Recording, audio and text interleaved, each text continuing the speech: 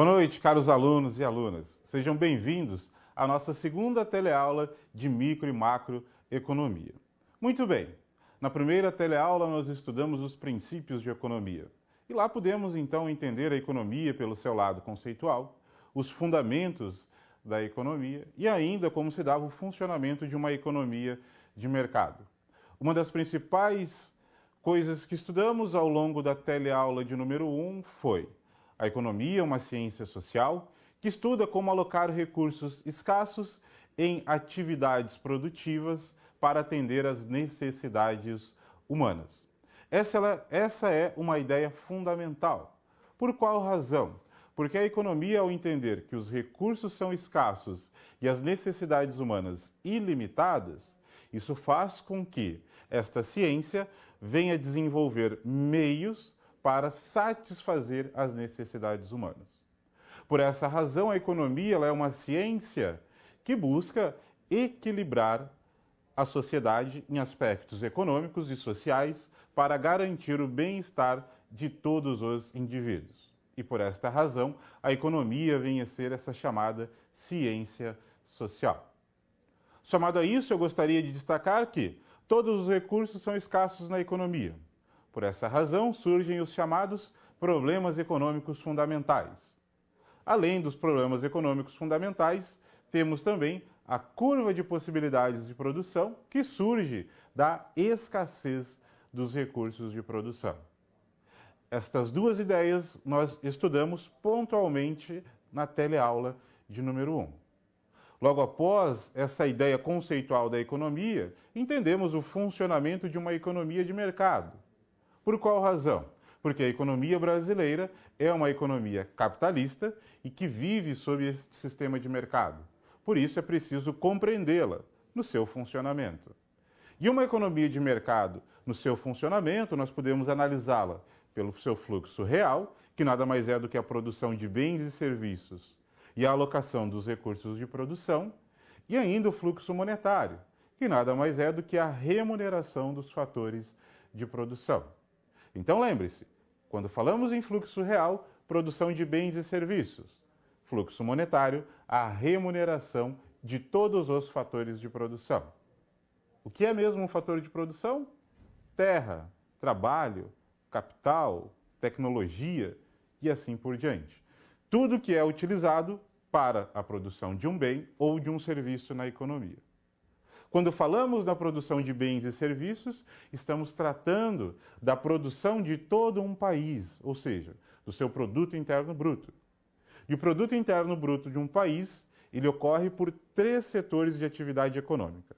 Setor primário, que é representado pela agropecuária, setor secundário, que é representado pela indústria de transformação e a construção civil, e o setor terciário, comércio e serviços. Então, quando falamos no fluxo real, eu estou falando da produção de bens e serviços nestes 3 setores de atividade econômica, certo?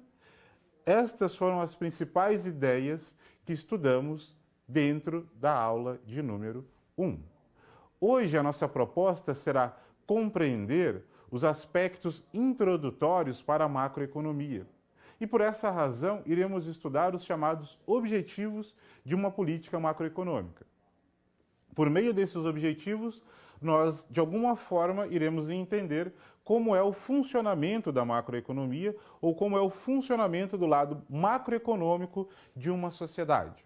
Conforme eu destaquei na aula de número 1, a macroeconomia talvez você já tenha estudado ela. Por qual razão? Porque ao falar de produto interno bruto, nível geral de preços, que é a inflação, exportações, importações, taxa de câmbio, tudo isso envolve a macroeconomia. Eu sei que você já assistiu em um telejornal falando da taxa de câmbio, da taxa de inflação, do produto interno bruto. Se não foi por um telejornal, foi na internet, numa reunião com os amigos, no rádio e assim por diante. Estas notícias, elas estão no nosso dia a dia. Você se preocupa com o crescimento da economia, com o seu decrescimento, porque isso envolve o seu emprego, ou seja, da onde você tira a sua renda mensal ou diária, por exemplo. Então, de alguma forma, você está envolvido com a macroeconomia, bem como com a microeconomia, que depois iremos estudar na teleaula de número 4. Por essa razão, é preciso que você tenha noções básicas e também intermediárias para a macroeconomia, para que possa aplicá-la no mundo das organizações e manter a sua empresa de alguma forma competitiva e sustentável. Por quê?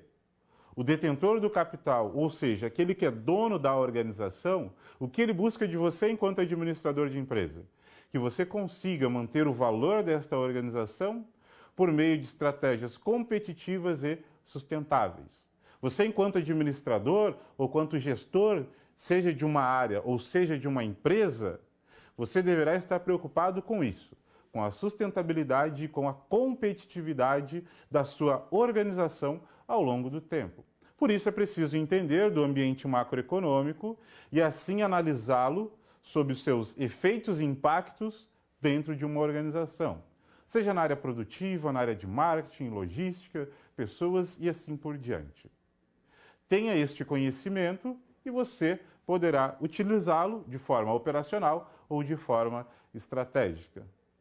No estudo de administração estratégica, você tem lá análise de pontos fortes e fracos, que é uma análise interna da organização, e análise de oportunidades e ameaças, que é uma análise externa da organização. E ao analisar oportunidades e ameaças, você analisa o ambiente econômico ao qual aquela organização está inserida. Então vejam, você está numa administração estratégica e precisa entender das noções macroeconômicas para que possa tomar uma decisão, para manter a sua organização sustentável e competitiva. Por isso a macroeconomia ela é tão importante para o administrador de empresas. É claro que você não precisa ser um especialista, mas você precisa ter as principais noções para tomar uma decisão ótima em sua organização. Por isso vamos entender, de fato, o que iremos estudar na aula de hoje. Por isso vamos ao quadro, para que eu possa apresentar a vocês os objetivos da nossa aula. Vejam só, o primeiro objetivo será analisar os fundamentos da macroeconomia. Então, iremos compreender de forma inicial estes fundamentos que envolvem a macroeconomia.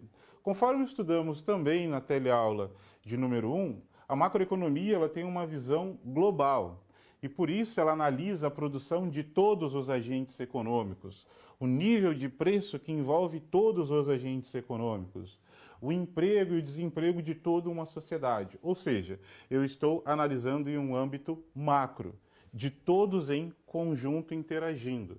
Isto é a macroeconomia. Então, quando eu pensar na macroeconomia, eu estou pensando em uma sociedade como um todo, e não em um mercado específico ou em uma empresa em específico.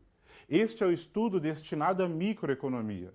Lá na microeconomia que nós compreendemos como é o comportamento de uma ou de um grupo de organizações, de um grupo de consumidores ou de um consumidor em específico. Então, na macroeconomia, nossa preocupação será analisar a sociedade na sua visão global. Segundo objetivo, estudar os objetivos de política econômica. Este é um objetivo importante, porque hoje iremos analisar, então, como é o funcionamento da política econômica de um governo para que possa buscar os seus objetivos. Mas antes de chegar nessa política econômica, é preciso entender de fato o que é cada um destes objetivos. Então, hoje iremos analisar pontualmente estes objetivos e na teleaula de número 3 iremos analisar a política econômica no seu funcionamento. Terceiro objetivo da aula, compreender a funcionalidade da política econômica. E esta funcionalidade ela está envolvida para os objetivos. Então, a nossa preocupação aqui não será compreender especificamente cada uma das políticas, mas sim como elas estão envolvidas para alcançar os objetivos macroeconômicos. Ao pensar, então, em macroeconomia, vamos analisar o que de fato vem a ser a macroeconomia, conforme já estudamos. A macroeconomia tem por missão estudar a economia no seu todo. e, com isso, analisar a determinação e o comportamento dos agregados econômicos. E o que são estes agregados econômicos? Renda e produto nacional. Este é um dos primeiros agregados econômicos que podemos citar aqui. Então, quando eu analiso a renda e o produto nacional, eu estou pensando no geral, na renda de todos os indivíduos e na produção de todos os indivíduos. Nível geral de preços, conhecido também como inflação na economia. Aqui eu não estou pensando no crescimento de preços de um mercado ou de um setor de atividade ou de uma produção específica, mas sim no aumento de preços de todos os produtos e serviços na economia. Emprego e desemprego, terceiro. Estoque de moeda e taxa de juros, isso é muito importante. Balança de pagamento. Essa balança de pagamento ela é utilizada principalmente para controlar as contas externas e ainda a taxa de câmbio. Então, eu citei aqui a vocês alguns agregados macroeconômicos que podemos estudar. Muitos deles envolvem objetivos de política macroeconômica. Inclusive, iremos estudar estes objetivos, conforme eu já mencionei, por meio destes agregados macroeconômicos. Então, por essa razão, você precisa entender que, ao falar de um agregado macroeconômico, eu estou pensando em algo global. Renda de todos os indivíduos, produção de todos os indivíduos. Por exemplo, no ano passado, o produto interno bruto ele decaiu, ou seja, decresceu. O que significa isso? Que a produção das principais atividades econômicas em o nosso país diminuiu o seu ritmo de crescimento, ou seja, ao invés de aumentar a quantidade produtiva, diminuiu essa quantidade. Isso fez com que a economia viesse a entrar em recessão, conforme já iremos analisar para compreender o crescimento do produto interno bruto e o emprego na economia. Então, quando eu estou falando em produto, eu estou falando nisso, no todo ao qual envolve esta economia. Bom, ao falar de agregados macroeconômicos e também de objetivos de política macroeconômica, que já iremos verificar logo após esta minha fala, é preciso também ter uma noção do que vem a ser a chamada política macroeconômica de um governo. Ou seja, quais são os instrumentos que se tem em uma política macroeconômica e o que de fato é ela. Vamos ao quadro para que eu possa apresentá-la a vocês. Política econômica ou política macroeconômica é a mesma coisa. Então, toda vez que eu falar em política econômica ou política macroeconômica, é a mesma coisa. Combinado? Então, não se confundam se em algumas situações eu colocar política econômica e outra eu colocar política macroeconômica. Nos livros de economia, naqueles que são intermediários e que envolvem a macroeconomia, os autores preferem colocar política macroeconômica. Nos livros introdutórios se utiliza o termo de política econômica, mas é a mesma coisa. Então vejamos, uma das formas do governo participar da economia é por meio da sua política econômica, que é composta pela política monetária, política fiscal, política cambial, política de rendas, política comercial, política agrícola. Opa! Professor, só tem 3 políticas aqui, monetária, fiscal e cambial. E estas outras?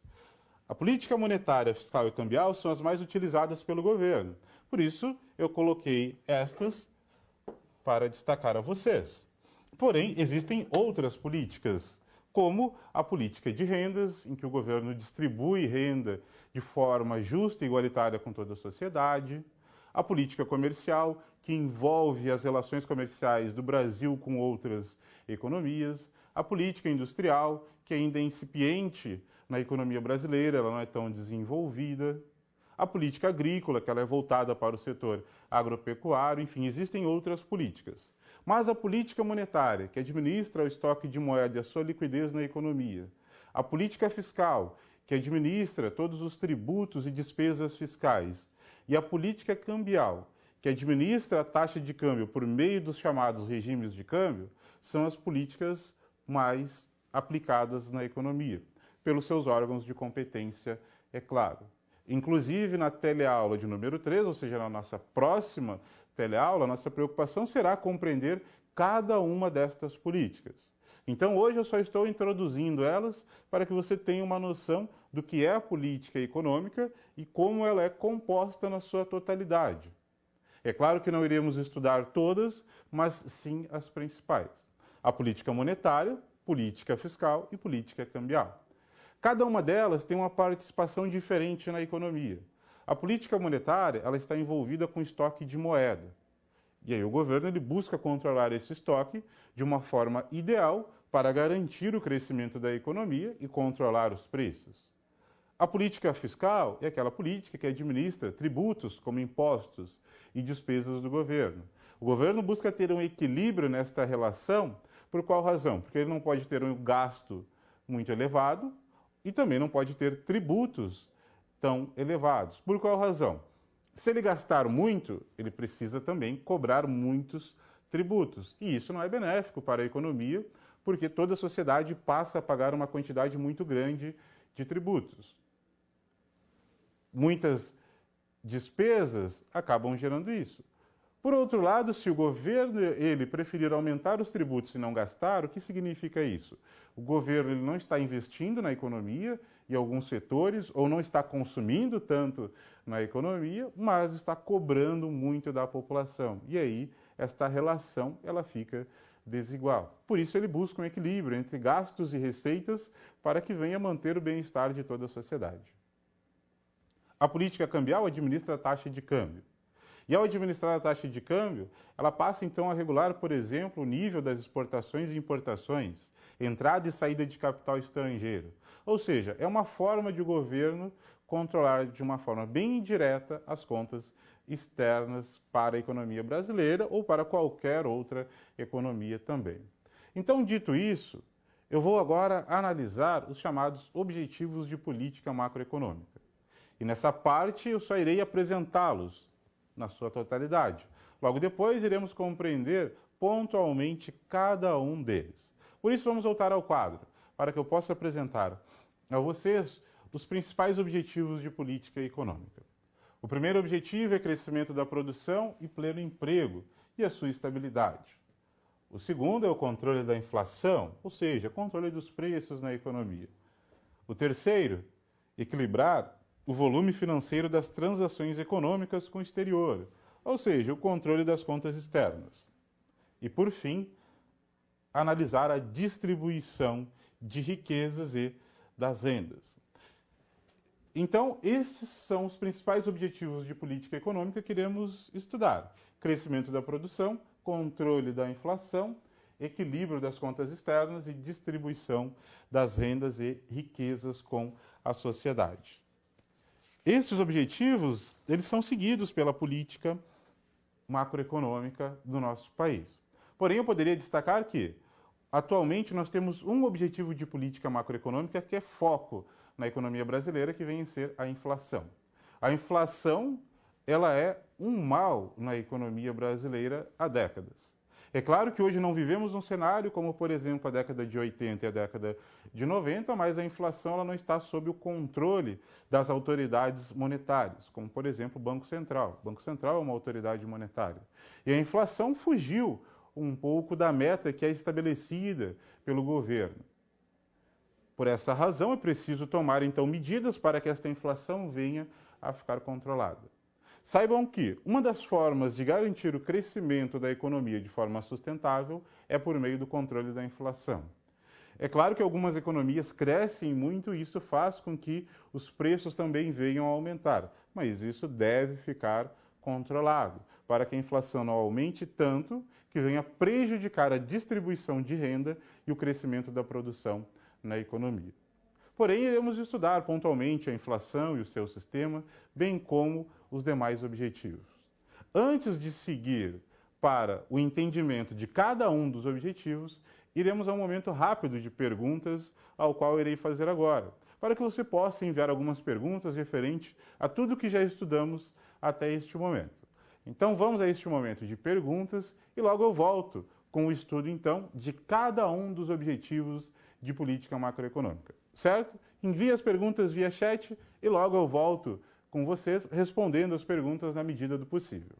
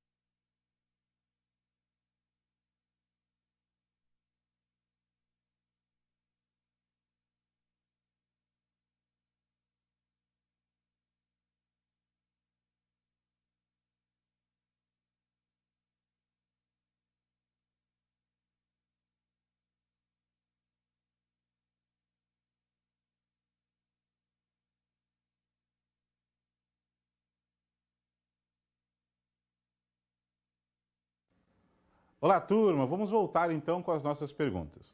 Muitos polos nos enviaram perguntas sobre a inflação. Teremos um momento específico ainda na aula de hoje que eu irei explicar a inflação pelo seu lado conceitual, os tipos de inflação e os efeitos da inflação na economia. Então não se preocupem que teremos um momento destinado para tratar sobre inflação. Outros nos perguntaram, por exemplo, das políticas econômicas, como é o caso da política cambial. Teleaula de número 3, iremos entender como é o funcionamento da política cambial, dos regimes de câmbio para cada uma das taxas de câmbio. Somado a isso, iremos entender também o funcionamento da política monetária e da política fiscal. E lá será possível entender também como as políticas econômicas elas conseguem atingir os objetivos macroeconômicos, como, por exemplo, o controle da inflação. Paulo de Pedro nos envia o seguinte: como podemos diferenciar a microeconomia da macroeconomia? A aluna Joana aí do Paulo de Pedro II. Muito bem, o que é micro e o que é macroeconomia? A macroeconomia ela tem uma visão global e por isso ela analisa a produção de todos os agentes econômicos em todos os setores de atividade econômica. A microeconomia ela analisa a produção de uma empresa ou de um grupo de empresas. Na macroeconomia, eu analiso o emprego de todos os recursos de produção. Na microeconomia, eu analiso como empregar um recurso de produção em uma linha específica de produção ou para um setor específico de atividade. Então, enquanto a macroeconomia tem uma visão global, a microeconomia tem uma visão individual. Na macroeconomia, eu estou preocupado com o produto interno bruto, que é a produção geral, com o nível de todos os preços na economia, com o emprego e desemprego de todos os fatores de produção.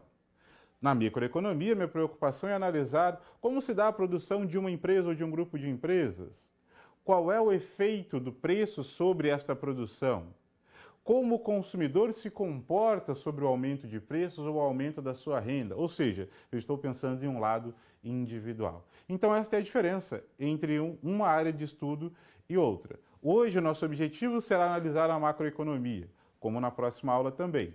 Na teleaula de número 4, nossa proposta será analisar a microeconomia. Certo? Vamos seguir então a nossa aula compreendendo os objetivos de política macroeconômica. O primeiro objetivo que iremos analisar é o crescimento da produção e a sua estabilidade. Não iremos analisar apenas o crescimento da produção, mas também do emprego. E quais fatores dependem do crescimento da produção e do emprego na economia? Por isso vamos ao quadro, para que eu possa discutir com vocês o crescimento da produção e do emprego na economia, que refere-se ao aumento na quantidade de produtos e serviços colocados à disposição dos indivíduos de um país. A produção e o emprego dependem de fatores estruturais e conjunturais. Muito bem, o que significa isso, professor? Fatores estruturais estão ligados a, por exemplo, a logística de um país, ou seja, ter portos e aeroportos de uma forma muito adequada para que eu possa receber matéria-prima e insumos, bem como escoar toda a minha produção. O agronegócio brasileiro ele tem uma barreira estrutural, e essa barreira estrutural vem do lado logístico. Alguns setores perdem competitividade no comércio internacional em função da ineficiência logística que se tem em algumas regiões do país. Isso acaba dificultando, então, o desenvolvimento do agronegócio brasileiro no comércio internacional. E esta falta de competitividade ela é representada pelos maiores custos que vem a se ter para a produção, bem como a distribuição deste bem no comércio internacional e no mercado interno também. Mas, enfim, eu estou tratando de uma infraestrutura, que é a logística. Ter uma infraestrutura energética, como, por exemplo, ter redes adequadas de energia elétrica e de outras fontes de energias, também são bases para garantir o crescimento da produção e do emprego.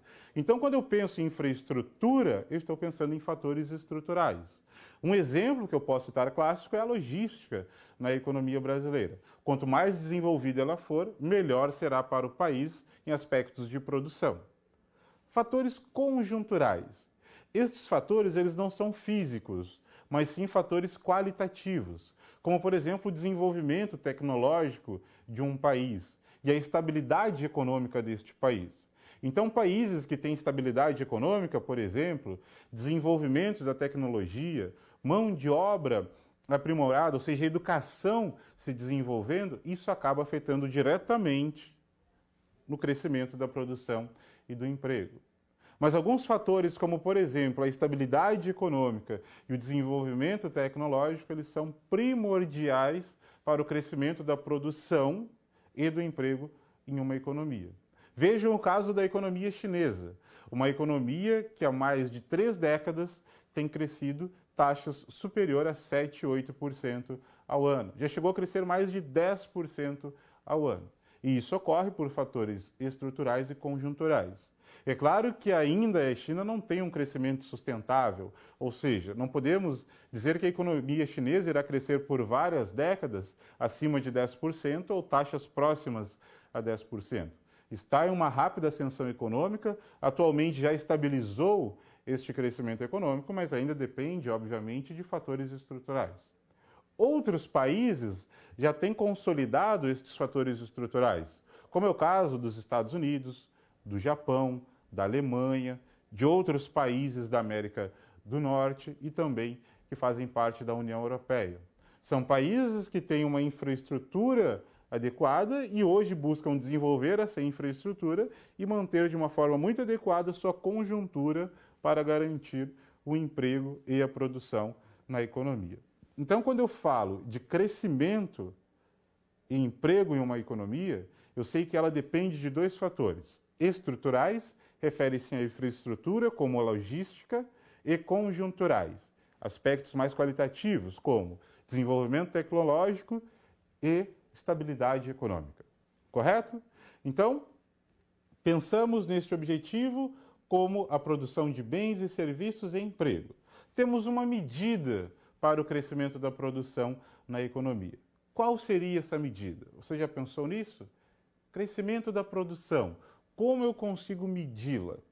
Por meio do produto interno bruto, que é a soma da produção de todos os setores de atividade econômica. Setor primário, secundário e terciário. Vamos ao quadro para que eu possa apresentar a vocês o gráfico que mostra a evolução do produto interno bruto nos últimos 10 anos a contar do ano de 2015. Então, do ano de 2005 até o ano de 2015, nós podemos entender um pouco da evolução do produto interno bruto. A economia brasileira, ela cresceu até o ano de 2008. Neste ano, tivemos uma crise financeira internacional nos Estados Unidos e que afetou o Brasil. Por essa razão, houve um decrescimento da economia brasileira no ano de 2009. Porém, neste ano, o governo acabou dando diversos incentivos fiscais e monetários para os agentes econômicos para que a economia não continuasse em recessão. E isso teve efeito. A economia brasileira cresceu quase 8% no ano de 2010. Porém, logo após o ano de 2010, as taxas de crescimento vieram a decair na economia brasileira, até chegar o intervalo entre o ano de 2014 e 2015 e o PIB da economia encolher. O que significa isso? Ao invés de crescer a produção na economia brasileira, esta produção caiu. E isso fez com que o emprego viesse a diminuir em toda a sociedade e todos os setores de atividade econômica, como agropecuária, construção civil, indústria de transformação, comércio e serviços, também viram as suas atividades decaírem. E esta queda, ela foi acentuada principalmente por uma crise interna, ou seja, a economia brasileira, por um desequilíbrio macroeconômico, acabou então ingressando nessa crise. O que é preciso? Voltar este equilíbrio macroeconômico para que assim a economia volte a crescer e se desenvolver ao longo do tempo. Quando eu falo desequilíbrio macroeconômico, é em algum daqueles agregados macroeconômicos que eu apresentei a vocês. Como, por exemplo, a inflação está controlada? Não. Então isso gera desequilíbrio macroeconômico. As contas públicas estão equilibradas? Não. Então isso gera um desequilíbrio macroeconômico. As contas externas estão controladas? Não. Então isso gera também um desequilíbrio macroeconômico. O que é preciso? Tomar medidas para cada um destes setores para que a economia volte a ficar equilibrada. Certo? Vamos entender um pouco mais destas relações, ou seja, como funciona o crescimento da economia e como ela é afetada por fatores econômicos ao longo do tempo, entendendo um pouco do ano de 2015. Por isso vamos assistir um vídeo que trata da situação econômica brasileira para o ano de 2015. Por isso vamos assistir esse vídeo e logo depois eu volto com vocês o entendimento da nossa aula para o que tange os objetivos de política macroeconômica.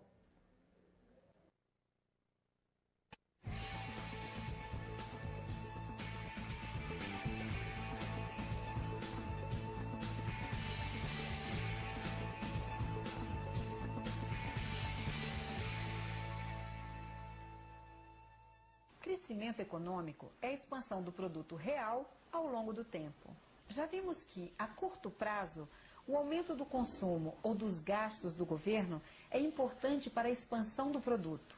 Mas, a longo prazo, o crescimento depende de outras variáveis: acumulação de capital, inovações tecnológicas ou elevação da eficiência do trabalho. Isso é o que veremos nesse vídeo. Primeiramente, vamos diferenciar crescimento econômico de desenvolvimento econômico. O crescimento econômico diz respeito somente à elevação do produto agregado do país. Mas o desenvolvimento econômico é um conceito bem mais amplo, que leva em consideração a qualidade de vida da sociedade e as diferenças econômicas e sociais entre as pessoas. Há países que conseguem um crescimento muito rápido, mas essa riqueza gerada não chega às camadas mais pobres da população. Ou seja, o crescimento rápido não vem acompanhado na mesma velocidade de desenvolvimento econômico. Mas o que um país precisa para conseguir crescer? Inicialmente, duas condições devem ser preenchidas. A primeira se refere à existência de estabilidade macroeconômica. Isto quer dizer contas públicas ajustadas e inflação baixa. A segunda se refere à estabilidade política, com o cumprimento da legislação vigente. Bem, considerando que haja estabilidade macroeconômica e política, quais variáveis podem propiciar um crescimento econômico forte e sustentado?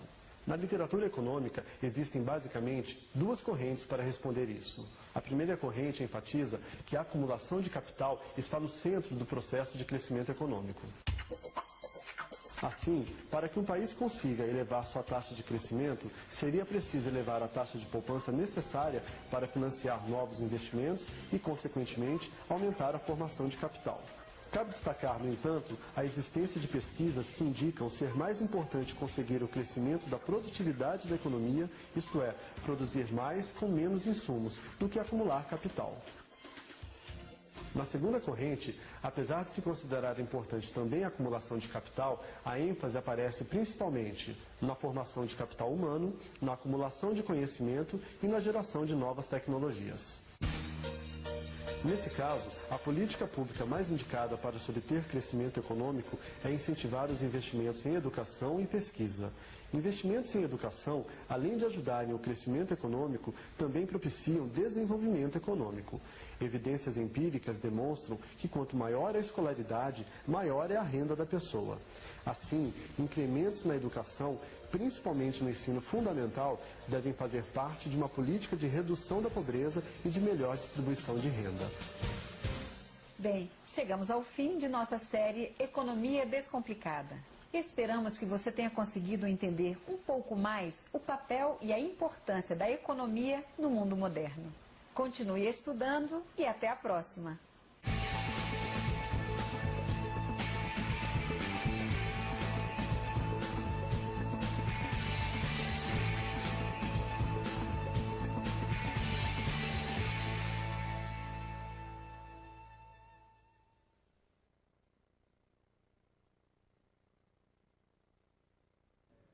Olá, turma! Então vocês puderam entender um pouco mais do que é crescimento econômico, do que eles dependem, bem como o desenvolvimento econômico. Enquanto o crescimento econômico ele está preocupado com o crescimento da produção de bens e serviços, ou seja, é uma medida quantitativa para que se possa ter a noção de crescimento, o desenvolvimento econômico é uma medida mais qualitativa, ou seja, aspectos qualitativos como o desenvolvimento da educação, como o desenvolvimento da moradia e alimentação na economia, ou seja, são medidas para compreender o bem-estar de toda a sociedade. Muito bem. Pelo que eu vi no chat, muitos estão curiosos para entender o que é política cambial, como é possível controlar a inflação atual na economia, se atualmente a crise ao qual estamos passando tem influência das exportações e importações. Estas curiosidades elas são fundamentais para que você continue estudando economia. Mas saibam que, em cada momento, em cada uma das teleaulas, isto será abordado de uma forma muito específica. Ainda agora, já iremos compreender um pouco da inflação. Na próxima aula, da política cambial. E ao tratar de crises econômicas, nós devemos entender que atualmente temos uma crise que vem do âmbito interno, ou seja, por desequilíbrios macroeconômicos internos, e por esta razão eu não posso justificar a crise ao qual estamos passando por desequilíbrios entre as exportações e as importações. É sabido que muitas economias conseguem sair da crise por meio das exportações. Como assim? Ela passa a exportar ou destinar parte do seu produto interno bruto para o mercado externo, para que possa captar renda deste mercado externo e assim investir no crescimento da produção na economia interna. Ou seja, eu estou captando renda de fora para aumentar a produção interna. Somado a isso, grande parte do produto interno bruto, ele não é consumido pelos consumidores externos. Ou seja, de 0 a 100%, hoje nem 10% do produto interno bruto é distribuído com o resto do mundo. Ou seja, não é exportado para os outros países.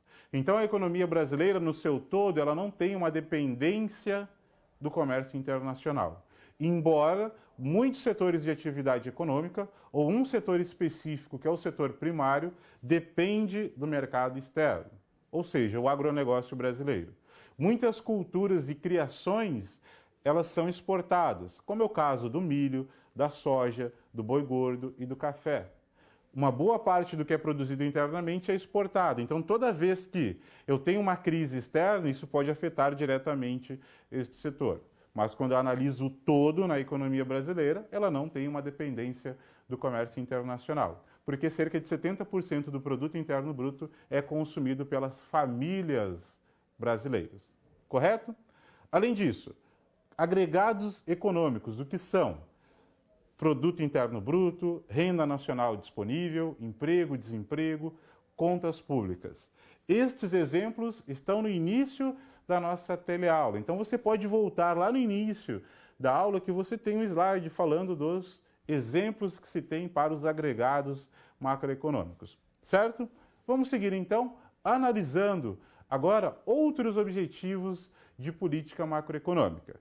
E o próximo objetivo é controle dos preços, ou seja, controle da inflação na economia. Vamos ao quadro para que eu possa apresentar a vocês o que vem a ser a inflação. Muito bem, a inflação pelo seu lado conceitual é entendido como o aumento contínuo e generalizado dos índices de preços, certo? Conceito de economia é o aumento contínuo e generalizado dos índices de preços. Este é o conceito de inflação na economia. Quando os preços aumentam por 3 meses de forma consecutiva, dizemos que esta economia tem inflação. Então, os preços eles precisam aumentar 3 meses de forma consecutiva e, assim, tecnicamente, nós temos inflação na economia. Nos últimos trimestres, os preços têm aumentado, então a economia tem inflação. Porém, essa inflação ela precisa ser controlada, porque se ela não for controlada, ela vem a gerar prejuízos para toda a sociedade. Como que podemos ver aqui no quadro. Vejam, a inflação é um processo no qual o nível de preços está subindo e o dinheiro está perdendo valor. Vejam, preços subindo e dinheiro perdendo valor. Você já ouviu falar nisso? Dinheiro perder valor? Talvez não, mas o dinheiro perde valor. Como assim, professor? Como ele perde valor? Pensem comigo. Você chega no início do ano em um mercado e lá você consegue, com R$10, comprar 10 quilos de açúcar. Essa é uma suposição, certo? Nós estamos tratando aqui de um caso real. Com R$10, 10 quilos de açúcar. Então, o quilo de açúcar está custando R$1. Isso no início do ano, lá em janeiro. Chegou dezembro, você voltou neste mesmo mercado, certo? Com os mesmos R$10. Porém, o quilo do preço do açúcar agora é R$2. Desta forma, você não consegue mais comprar 10 quilos de açúcar, mas sim 5 quilos de açúcar. Ou seja, o seu dinheiro perdeu o valor para a inflação. Os preços eles dobraram de tamanho, ao invés de custar R$1 o quilo de açúcar, passou a custar R$2 e agora você só consegue comprar 5 quilos de açúcar. Então o seu dinheiro perdeu o valor para a inflação. Então a única forma que o dinheiro de uma economia consegue perder valor é para a inflação. Por isso todo governo é preocupado em controlar os preços. Porque se ele não controlar os preços, o dinheiro desta economia perde valor. E assim ele precisa tomar medidas econômicas que de alguma forma são drásticas a curto prazo para manter o valor do dinheiro na economia. E como se consegue manter o valor do dinheiro na economia? Uma das formas de se manter o valor do dinheiro na economia, ou a sua principal forma, é por meio de reajustes na taxa de juros. Por qual razão? Porque a taxa de juros é entendida como o preço do dinheiro na economia. Anotem isso e guardem. A taxa de juros é o preço da moeda na economia, é o preço do dinheiro.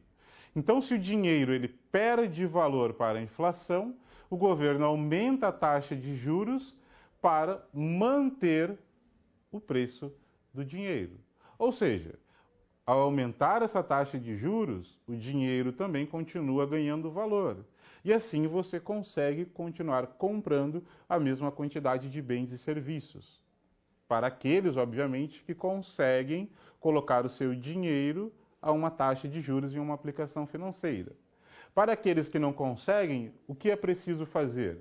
Aumentar o salário de toda a sociedade, para que ela consiga manter o seu poder de compra. Caso contrário, esta economia não conseguirá manter o seu poder de compra e assim o seu bem-estar social irá diminuir. E esse é o efeito mais perverso da inflação para uma sociedade. O bem-estar social diminuir em função do aumento dos preços. Correto? Então, esta ideia do aumento da taxa de juros para manter o valor do dinheiro é uma das premissas da política monetária e do governo na economia para que ele possa manter o equilíbrio no seu lado monetário. Na política monetária, iremos entender especificamente como funcionam os instrumentos de política monetária para manter o valor do dinheiro. E ainda agora, ao entender dos tipos de inflação, nós também já podemos compreender como é o funcionamento da política econômica para o combate destes tipos de inflação que vem a se ter na economia. Por isso, vamos ao quadro, para que eu possa apresentar a vocês os tipos de inflação na economia. Vamos ao quadro, então, e assim eu apresento a vocês.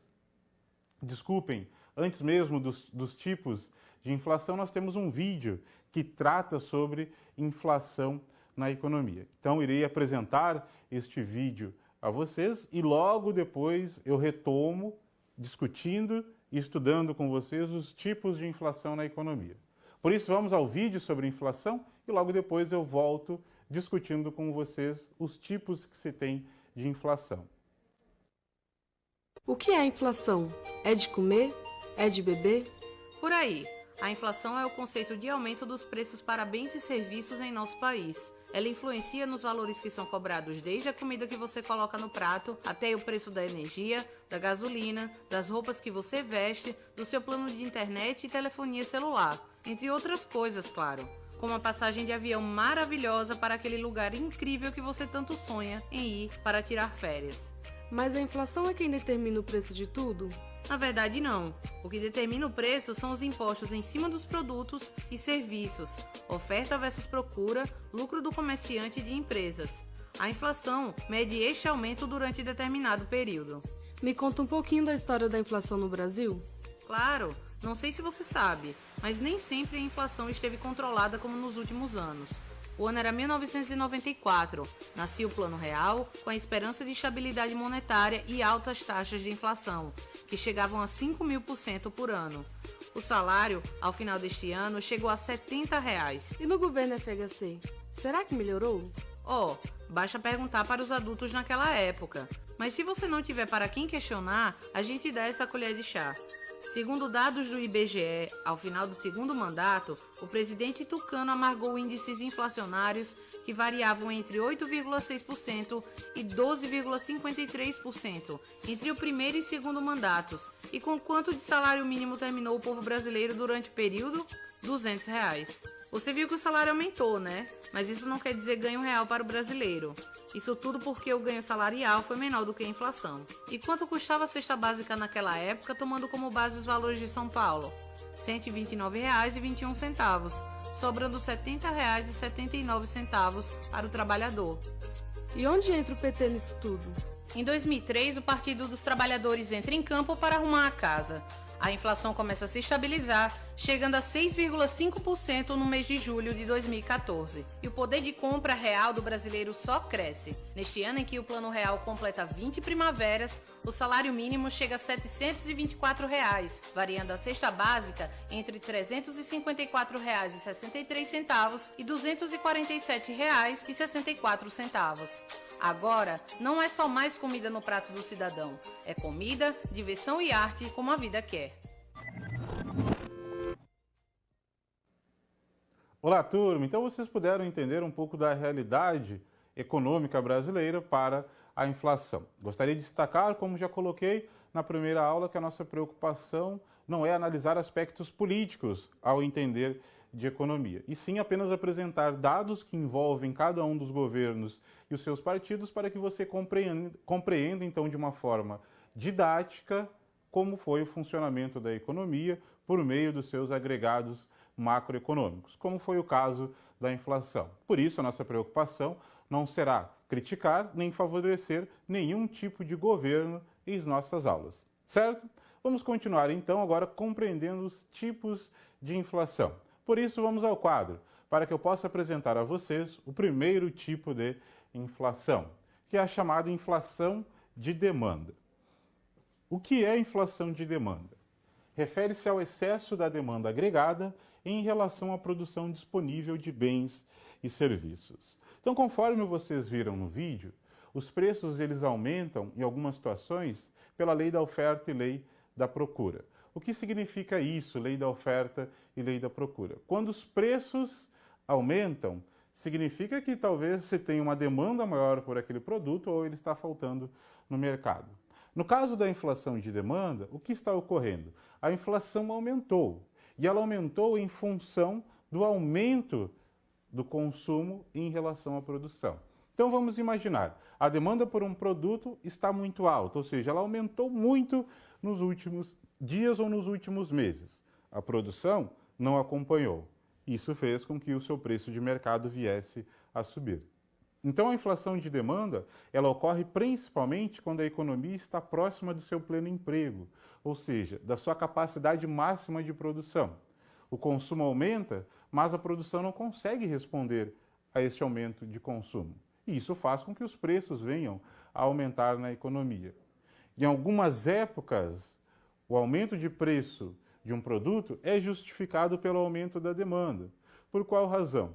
A demanda ela se expande muito rapidamente, porém a produção não acompanha este crescimento. Um caso destes foi com o álcool em gel, quando veio a gripe H1N1 para a economia brasileira. Naquela época, a população em geral passou a demandar uma quantidade maior de álcool em gel para que pudesse manter a sua higiene de uma forma adequada e não se infectar com o vírus da H1N1. Isso fez com que o preço do álcool em gel subisse de uma forma muito acelerada, porque não se tinha produção disponível naquele período. outros setores isso ocorre continuamente, como é o caso da produção de petróleo. Imaginem, por exemplo, uma demanda que aumenta em 100% para o petróleo na economia mundial. Se isso ocorrer daqui a 1 ou 2 meses, é bem provável que o preço do petróleo venha a aumentar de uma forma muito rápida. Por qual razão? Porque a produção de petróleo não responde de forma rápida no mundo. Porque é necessário equipamentos, investimentos neste setor. A produção, ela precisa de investimentos para se expandir. Então, se o consumo aumenta, a produção não continua. Ou aquela economia que já está na sua capacidade máxima, já utilizou grande parte dos seus recursos de produção. Quando o consumo aumenta, ela não consegue responder ao aumento deste consumo. Isso faz com que os preços venham a aumentar na economia. Certo? Inflação de demanda, então, é aumento da demanda do consumo em relação à oferta disponível, em relação à produção disponível. Há muito consumo, porém, uma baixa produção. Isso faz com que os preços venham a aumentar na economia. Vamos seguir, então, a nossa análise. Vamos voltar ao quadro para que eu possa apresentar a vocês ainda o fechamento da nossa ideia sobre inflação de demanda.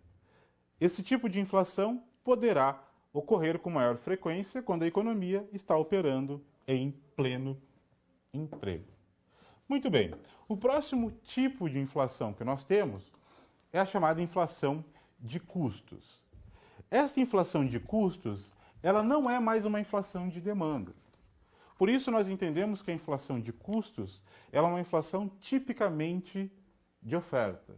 Ou seja, ela vem do lado da produção. E aí você já pode fazer uma analogia. Bom, se a inflação de custos foi em função do aumento dos preços em função da demanda, a inflação de custos é o aumento dos preços em função dos custos. Certo ou errado? Certo. A inflação de custos é o aumento dos custos dos fatores de produção para o mesmo nível de produtividade. E o que é isso? Imaginem comigo. Eu estou produzindo 10 cadeiras. Cada uma destas cadeiras custa hoje R$100 para que eu possa produzir. Muito bem, então numa produção de um lote de 10 cadeiras eu gasto R$100 por cadeiras, certo? Aí passa 2 meses, eu estou produzindo as mesmas 10 cadeiras, porém agora o custo para produzir a mesma quantidade de cadeiras, ou seja, as 10 cadeiras, passou para 150, ou seja, aumentou 50%. Isto significa dizer que o custo de produção aumentou, mas a produtividade não. O que o produtor faz neste momento? Ele repassa uma parte do aumento de preços para o consumidor, para o preço final do produto. E assim, o preço da maior parte das mercadorias vem a aumentar na economia. E isso, então, prejudica toda a sociedade. Por qual razão? Porque os preços aumentam e assim é preciso um desembolso maior para consumir aquele produto ou aquele serviço. Então, quando pensamos em inflação de custos, isto se dá em função do aumento dos custos de produção para o mesmo nível de produtividade. Ou seja, eu estou produzindo a mesma quantidade de bens e serviços, porém com um custo maior agora. Que medidas são necessárias neste caso? Medidas que venham a reduzir o custo de produção de toda a sociedade. Se fosse uma inflação de demanda, o que deveria ser feito? Tomar medidas para diminuir a demanda. Ou seja, eu vou no alvo do aumento de preços. Na inflação de demanda, era demanda. Os preços aumentavam em função da demanda. Na inflação de custos, os preços estão aumentando em função do custo. Então, a política econômica, ao olhar para a inflação, ela vê qual tipo de inflação é? Demanda? Bom, então eu devo conter a demanda. Custos? Então eu devo conter os custos. Ao falar de custos, por que os custos aumentam? Vamos voltar ao quadro para que eu possa apresentar a vocês. Aumentos salariais. Pode ser. Um reajuste salarial faz com que o custo de produção venha aumentar, o custo da minha mão de obra. Mas saibam que é necessário se ter aumentos salariais para que o trabalhador tenha um bem-estar social. Pensem nisso.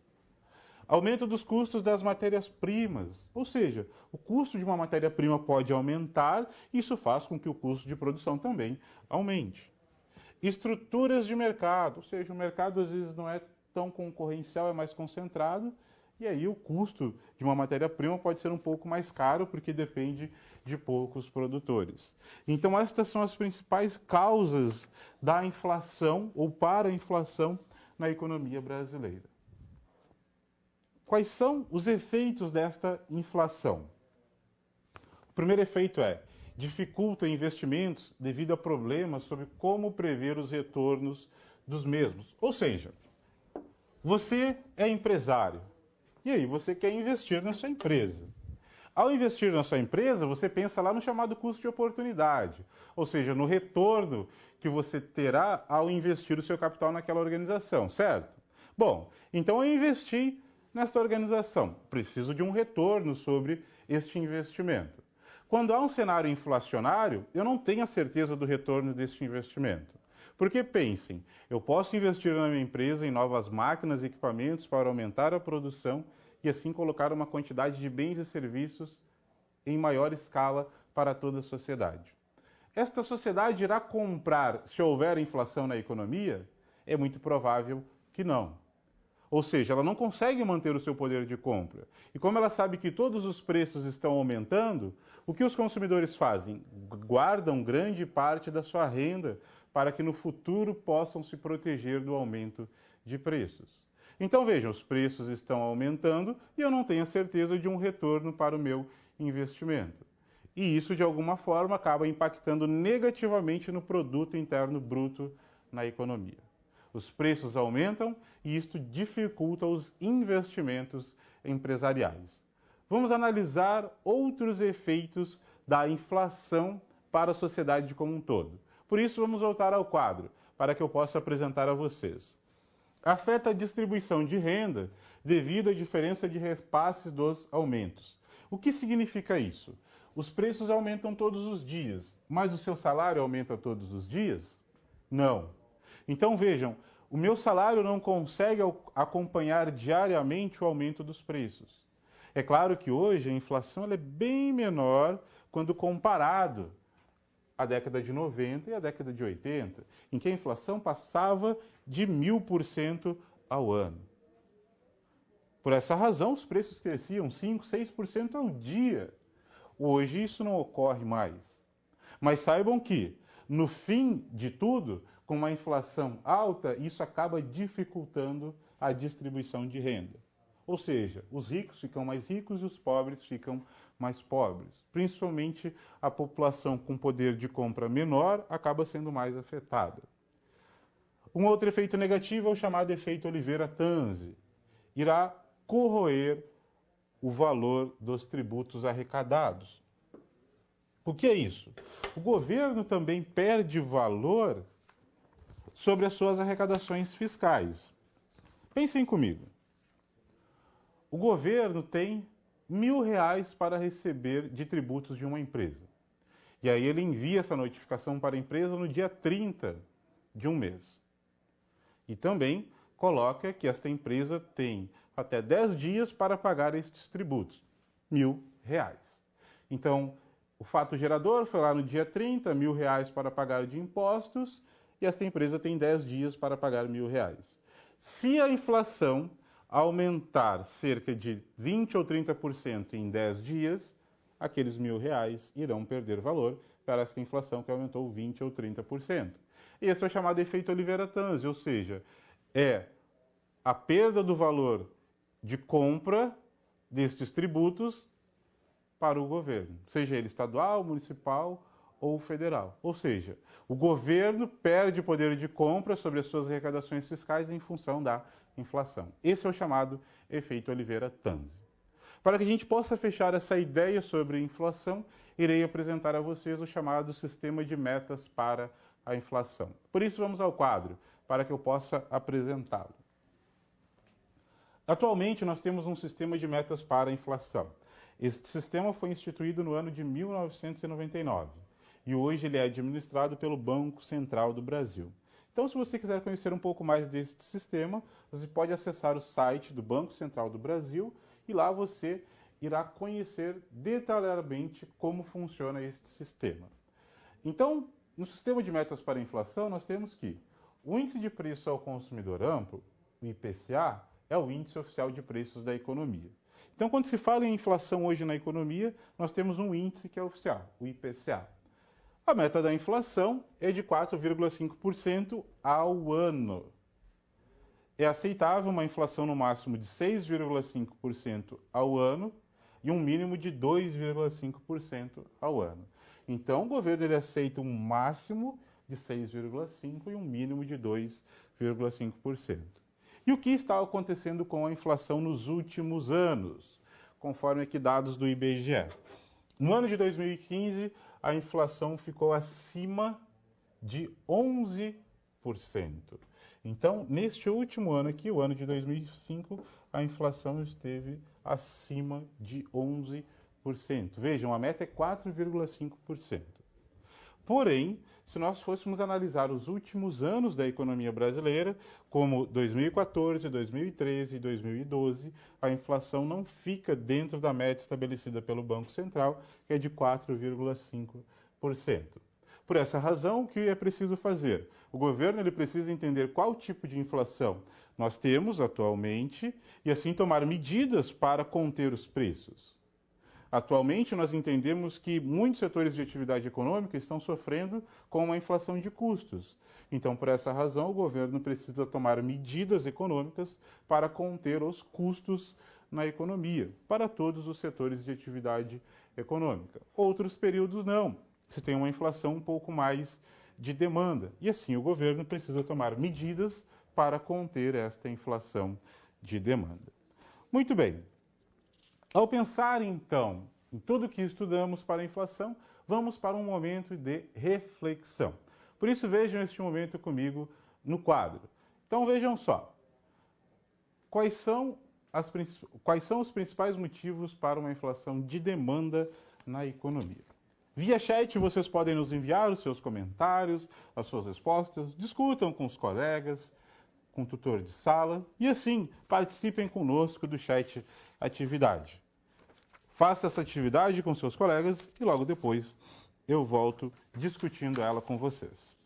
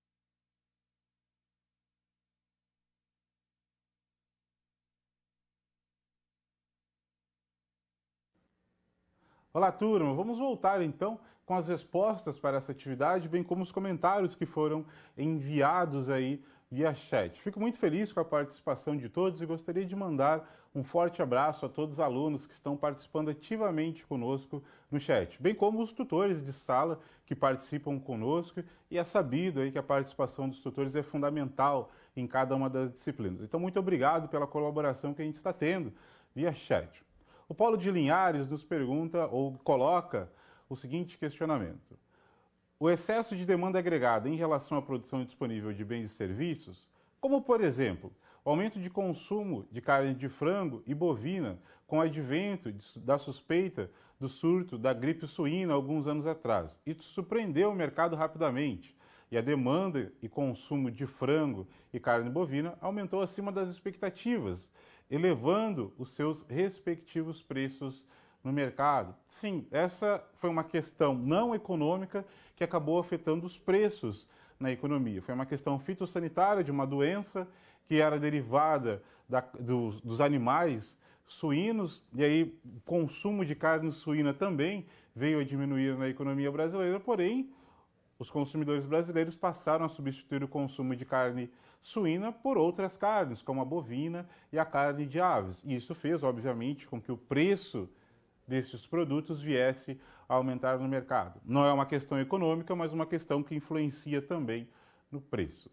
O Paulo de Caranaã coloca o seguinte: professor, se temos uma quebra de produção por causa de alguma variável, como o caso nosso aqui, o clima, para a produção do milho, e a demanda continua a mesma.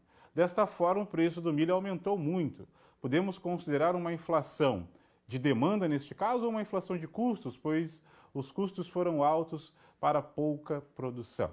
O agronegócio ele tem uma variável que é o clima, bem como a sazonalidade também.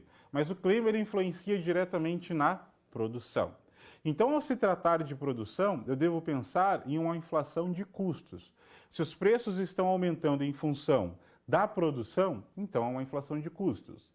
Porém, se fosse em função da demanda, vamos supor, houve uma procura muito alta por milho. Isso acaba fazendo com que os preços venham a aumentar na economia. Mas ao caso ao qual você está colocando, que é uma variável climática que influencia diretamente na produção de uma cultura, como é o caso do milho, esta seria uma inflação de custos. Porém, é sempre preciso analisar caso a caso para que possa classificar, então, uma inflação de custos ou uma inflação de demanda. Este é um caso, aí, embora seja da sua realidade, você está colocando hipotético, para que a gente possa trazer aqui a realidade da nossa aula. E sim, seria uma inflação de custos. Muito obrigado pela participação do seu polo, bem como o polo de Alta Floresta do Oeste. Um forte abraço aos alunos deste polo. O aumento no nível dos preços pode ter uma causa monetária, impressão de dinheiro pelo governo, causas psicológicas. Agentes ajustam o preço porque acham que o outro também vai ajustar. Ou uma causa real, um desajuste entre a oferta e a demanda por bens e serviços. Sim, estes motivos levam os preços a aumentarem na economia. Boa análise deste polo, eu sempre espero a contribuição de todos os polos via chat, como vocês estão fazendo neste momento. Vamos voltar à nossa aula analisando o próximo objetivo de política macroeconômica. Por isso, vamos voltar ao quadro e vejam que o nosso próximo objetivo é a distribuição de renda. A questão da formação e distribuição de renda é complexa e depende da administração da economia de um país. No Brasil, isso é feito via políticas econômicas. A economia brasileira ela consegue distribuir renda via políticas econômicas. Uma das políticas é a chamada política de rendas, em que o governo, ele por programas sociais e econômicos, busca distribuir a renda para as regiões mais pobres e também com o controle dos preços. Toda vez que o governo ele controla os preços na economia, ele consegue distribuir renda. Guardem também esta ideia. Toda vez que o governo controla preços, ele consegue distribuir renda. Algo muito importante. Vejam então, qual o impacto das políticas de transferência de renda no Brasil para os últimos anos? Bom, essa é uma questão para reflexão que eu gostaria de discutir com vocês. Nos últimos governos, os programas sociais eles passaram a ganhar uma relevância maior. E isso fez com que a economia tivesse uma política econômica, que veio a ser a política de rendas, específica para distribuir renda das regiões mais ricas para as regiões mais pobres. Qual foi o seu objetivo? Que estas regiões mais pobres pudessem ter acesso à renda e assim aumentasse o seu bem-estar social. Não podemos analisar aqui na nossa aula se isso é certo ou isso é errado, mas foi uma política econômica a fim de atingir um objetivo, distribuição de renda. E isso, de alguma forma, aumentou na economia brasileira, principalmente a partir do Plano Real. A partir do Plano Real, uma das medidas que foi adotadas por aquele governo foram os programas sociais, que passaram a ganhar maior relevância com os próximos governos que veio a suceder o governo que estava no Plano Real. Certo? Vamos continuar a nossa aula analisando agora o controle das contas externas. Por isso, vamos ao quadro e vejam. Equilíbrio nas contas externas. Os países mantêm relações comerciais e financeiras e estas transações são registradas no balanço de pagamentos. Então, todas as relações comerciais e financeiras, como por exemplo exportações e importações, são colocadas e registradas no meu balanço de pagamentos, ou conhecido BP. Então, este é um instrumento utilizado para que a economia possa controlar e registrar a entrada e saída de capital estrangeiro ou de mercadorias e serviços. Por isso, na Câmara de Documentos, eu trago uma estrutura de balanço de pagamentos. Então, aqui eu tenho uma estrutura de balanço de pagamentos para que você possa entender como funciona. A primeira parte desta estrutura, que aqui está, é a chamada balança comercial. A balança comercial ela é composta por exportações e importações. No balanço de pagamentos, tudo que é entrada, nós entendemos como um sinal positivo, e tudo que é saída, um sinal negativo. Então, as exportações, eu vendo mercadorias e recebo moeda estrangeira. Então, se eu estou recebendo moeda estrangeira, sinal positivo. Importações, está saindo moeda estrangeira, então, negativo. Balança de serviços, tem um registro da conta fretes, lucros, juros e outros. Vamos entendê-las. Por exemplo, o Brasil pagou fretes para exportar soja aos Estados Unidos. E esse pagamento de fretes ocorreu porque foram contratados navios de outros países. Por essa razão, se eu estou pagando fretes, saída, negativo. Se eu estou recebendo fretes, positivo, então, uma entrada. As chamadas transferências unilaterais, elas referem-se a donativos, não há contrapartida. Ou seja, eu, por exemplo, posso enviar donativos para um país e não irei receber nada por eles.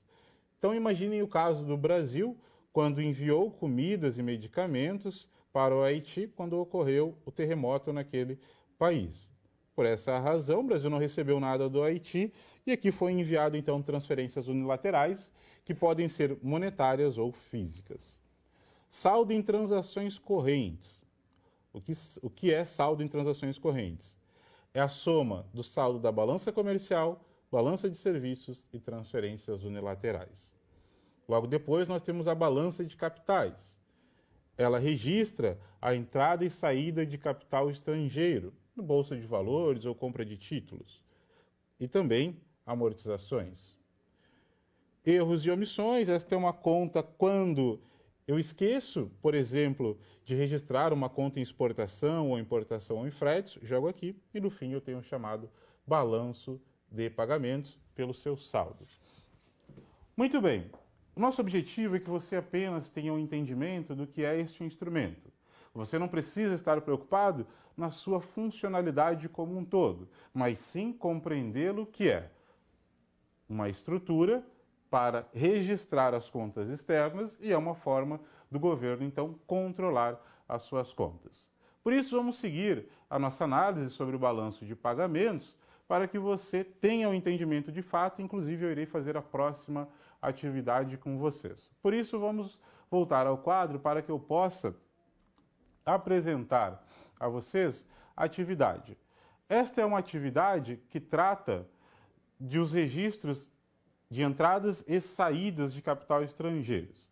Esse vídeo estará disponível a vocês na biblioteca digital e eu irei me destinar à atividade para que você possa compreender, então, a funcionalidade que nós temos do balanço de pagamentos. Então, vejam o seguinte, um país registra as seguintes operações: exportações, 120, importações de máquinas, 30, mercadorias, 25, ou seja, saldo positivo para as exportações e negativo para as importações.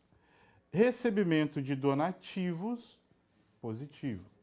Pagamento de fretes, negativo. Remessa de lucros, ou seja, a economia brasileira está enviando lucros para as outras economias, então negativo, saída de capital. Juros, nós iremos entender também como pagamento de juros, então negativos. Amortização, o que é a amortização? É pagamento de um empréstimo, de um financiamento, então negativo. E aí pede-se o saldo da balança comercial, da balança de serviços e do BP. Por isso, vamos à resolução, que eu irei fazer, obviamente, com vocês, para que você possa entender. Então, vejam só, a nossa preocupação agora será registrar essas contas e que vocês possam entendê-las. E aqui temos elas. Exportações, 120 positivo. Importações, 55 negativo. 120 menos 55, saldo 65. Balança de serviços, pagamento de fretes, 15. Remessa de lucros, 13. Pagamento de juros, 8. 15, menos 13 e menos 8, menos 36. Transferências unilaterais, nós recebemos 23. Então, eu tenho 23 positivo de recebimento de transferências unilaterais. Com isso, eu consigo calcular o saldo em transações correntes. Porque o saldo em transações correntes é o saldo da balança comercial, balança de serviços e transferências unilaterais. Vejam, balança de serviços, 65. Transferências unilaterais, 23. Balança de serviços, menos 36. O resultado, 52. Balança de capitais, eu tenho o registro das amortizações, menos 11, porque eu paguei empréstimos. Amortizar significa pagar parte do empréstimo. Balança de capitais, negativo em 11. Erros e omissões, 0. Saldo do balanço de pagamentos, como ficará? O saldo das transações correntes, 52, mais o saldo que eu tenho na balança de capitais, menos 11, e erros e omissões é 0, então não aparece. 52 menos 11, 41. Muito bem, este foi o saldo, então, do balanço de pagamentos para o registro que foi colocado neste caso. Então, a ideia é, toda vez que entra moeda estrangeira na economia, registro positivo. Toda vez que sai, registro negativo. Este foi um exemplo para que você possa entender como se dá as entradas e saídas. Eu coloquei esse slide na câmera de documentos, porque no material de você está um pouco pequeno para este momento. Porém, você pode acessar depois o AVA e lá, então, acessar em tamanho maior todas estas tabelas, tanto do balanço de pagamentos, quanto também esta resolução que eu apresentei neste momento a vocês. Correto? Então, ter o controle das contas externas é fundamental para que você tenha um equilíbrio macroeconômico, que não se tenha tantas saídas e nem tantas entradas, ou seja, o governo possa equilibrar as suas contas. Desta forma, nós conseguimos chegar ao último objetivo da nossa teleaula. Por isso, vamos ao resumo de tudo que estudamos até este momento. Resumo, então. A política econômica é uma forma que o governo tem para equilibrar a economia e gerar crescimento e desenvolvimento econômico. No Brasil, a política econômica está centrada no controle da inflação, para que possa distribuir renda na economia. E assim, então, nós fechamos a nossa aula com este resumo. Agora vamos a um rápido momento de perguntas. Por isso, então, vamos às perguntas e logo eu retomo com vocês respondendo as perguntas na medida do possível. Vamos a esse breve momento de perguntas, essa pausa, e logo eu volto com vocês.